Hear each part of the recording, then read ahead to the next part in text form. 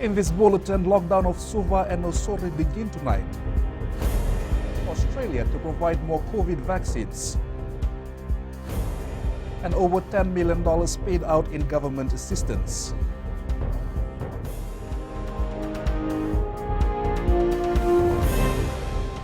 Bulletin Fiji. Permanent Secretary for Health Dr. James Fong says they believe the COVID-19 virus is still circulating in Nadi, Lautoka, Raikiraiki, Lami and potentially throughout the rest of Viti Levu. He stressed that as such, outside of the lockdown zone, the borders of other containment areas will remain firmly in place to the foreseeable future. A lockdown of Suva and Nosori will begin at 11 tonight and end on Wednesday at 4 a.m. Dr. Fong is urging Fijians in the Suva and Nosori containment areas to make appropriate preparations for an all-day stay-at-home order. No one should leave their home.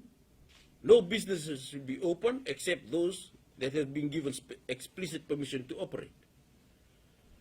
Movement for medical emergencies is the only movement that will be permitted for members of the public. Dr. Fong adds food rations will be available during the later stages of the lockdown period for Fijians living within the Suva Nosori lockdown zone who have a genuine need for an emergency food supply. 10,000 doses of the AstraZeneca vaccine will arrive from Australia this week. Australian Minister for the Pacific tweeted that he spoke with his Fijian counterpart, Dr. Ifremi Wanganbete, that Australia will be providing further support under the Bubale Partnership as Fiji faces new COVID-19 challenges. The minister earlier confirmed they've committed around $16 million in the fight against COVID-19. The funding is a mix of direct financial support to procure the vaccines and, where possible, sharing surplus Australian doses as well. The minister says they are also ready to accommodate any specific request that will be made by the Fijian government under the Bubale Partnership. Around 118,000 households have been assisted with a payout of over $10.6 million through the $19 cash assistance program. This includes around 37,000 households in the Nadi Lautoka containment area and 81,000 households in the Lami, Suva, Nasinu and Nosori containment area. There were long queues yesterday around Vodafone outlets in Suva, with people already receiving government assistance. The Ministry of Economy started receiving applications from people in Lami, Suva, Nasinu and Nosori containment areas from Sunday. Acting Permanent Secretary for Economy, Sri Gaundar, says apart from this, government has also worked together with the Fiji National Provident Fund to bring forward the Phase 2 unemployment assistance payments for 37,000 recipients.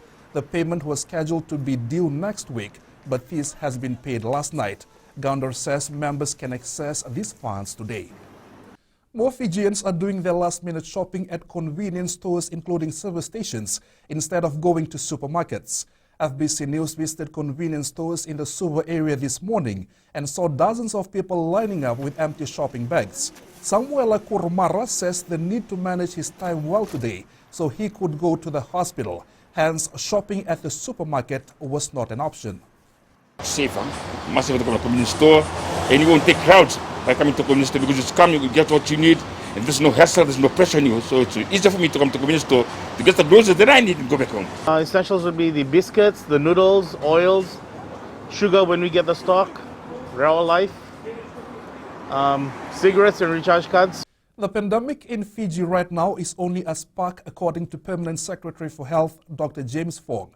But if that spark isn't quickly and aggressively extinguished, a tiny ember is all it takes to start a massive, uncontrollable wildfire that could claim thousands of Fijian lives. That's why we are taking very aggressive measures. Our goal is elimination. We must dedicate everything we have into putting this flame before it grows. A young sibling of Tumba Levu in Te Levu has shared their self-isolation experience in their bid to encourage others to follow protocols if they are identified. Salah Rawalai, her two sisters and her brother had just returned from dropping their parents at the Nadi International Airport when told to self-isolate in their Te Levu home. Rawalai says they had visited Tapakumbu in Lautoka during this period last month when cases came out from mass gathering held there. Rawalai says it is important that people are not selfish when advised to self-isolate, as lax could be riskier.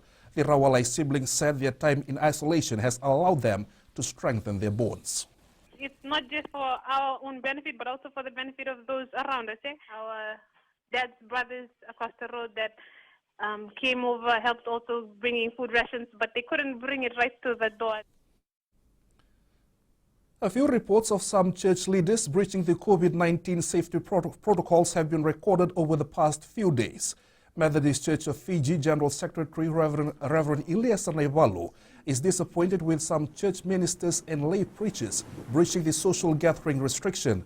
He confirms that some church leaders have been found guilty for the breach and police is currently handling the matter.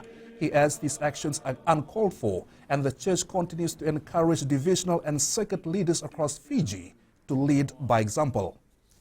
That has been brought to our attention that some senior ministers as well as lay people have been part of certain functions in the past few days.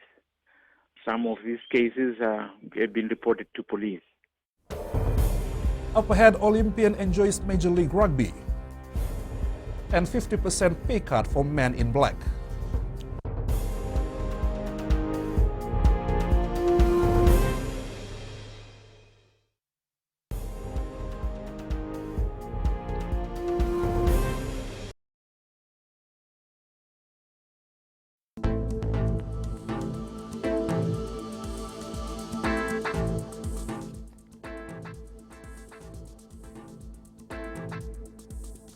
Mainly fine weather is prevailing over the most parts of the country today.